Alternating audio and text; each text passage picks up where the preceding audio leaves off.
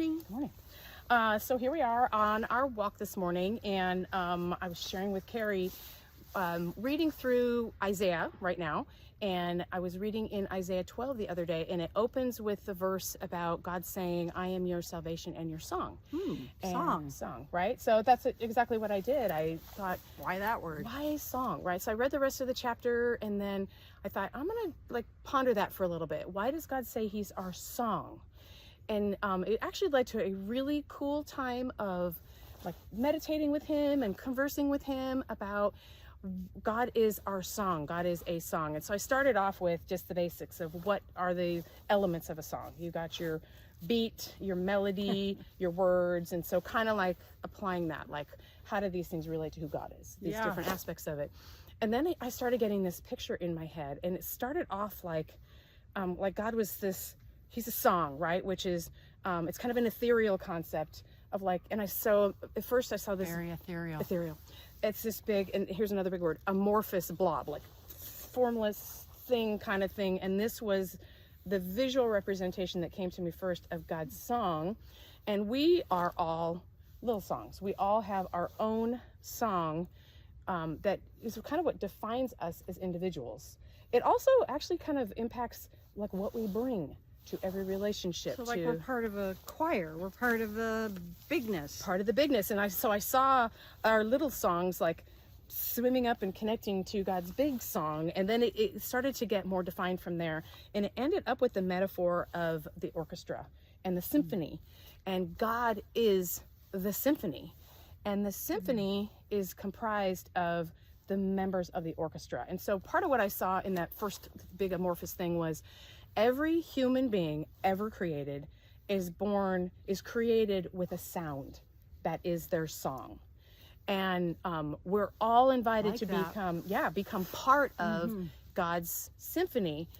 But whether or not we choose to do that, some people will choose it and some people won't, but it doesn't deny the fact that they have a song, or they'll recognize they have a song, but they'll align it to the wrong source, and then it becomes discordant. It becomes an ugly kind of sound because they take this God-given sound over them, and it gets defiled through others. Or they grow up with a mom or a dad or friends or bullies, sisters, brothers that made fun of their sound, or put something on them that made them go, okay, my sound is not good, I'm gonna squelch it, or I'm gonna actually morph it into someone else's sound because theirs is better. Yeah, that's a really great point, Carrie. We didn't talk about that before. That's good. Well played.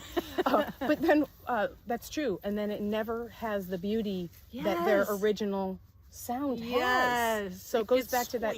And we encounter people all the time who have hated the way they're designed. And when we hate the way we're designed, we don't ever dog issues. We don't ever release the beautiful sound that God created us with. Yeah, so it was a really cool, and then going to the whole orchestra thing, it turned into this, it's a symphony, and we are each given an instrument, and we are invited to play in God's symphony. We get the choice. Are we going to play in God's symphony or not? And then beyond that, what are we going to do with the instrument we're given? Are we going to just hang on to it because, hey, I got this cool instrument and I think I'll just hang out here in the back and watch the rest of them play? Or are we going to say, I'm going to learn how to play this instrument and am I going to risk and put in the work? And where that metaphor went was for when we decide that I'm going to put in the hard work, I'm going to practice, I'm going to apply myself to it, our sound gets louder, and we start to release a more prominent sound within the overall symphony. It's kind of like someone who's a first chair or a last chair. I don't know all that terminology. Or even has a solo in the symphony. All of a sudden they point to you and you're able to sing your song, play your instrument. Yeah, but that all comes down to, am I going to apply myself to it? And God invites us. He wants our sound to have its place in the overall symphony that is him. Which I think is the opposite of that "this is me," where it's angry and forceful, and I'm going to put myself, lost the dog. I'm going to put myself in your face and you're going to accept me and love my sound, as opposed to just entering the song and gently, not whatever. You know what I'm saying? Yeah. Like, it's not This Is Me. It's Ronan, come. Oh, please pause. Ronan, come. Hey, no, Ronan. oh my gosh. Come. Okay, I'm definitely learning how to edit. Good boy. That's a good boy. Okay. That's a good boy. All right, sit, buddy. Sit. Sit. Anyway, okay. Okay. Oh, And yeah. now for the ending. Yeah.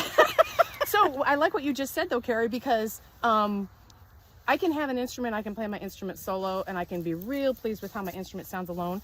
But the only way for And that take over. and take over. The only way for that instrument to become part of a symphony is to let it glorify God, bring it to what God is doing. And to stay in its place in the overall symphony. You don't get to take over. Yeah. I love that. But we still become everything we're supposed to be Yeah. as we find our place in the symphony. I love that. Yeah. So that's what we have for today. So thank you so much and have a great day. Bless you.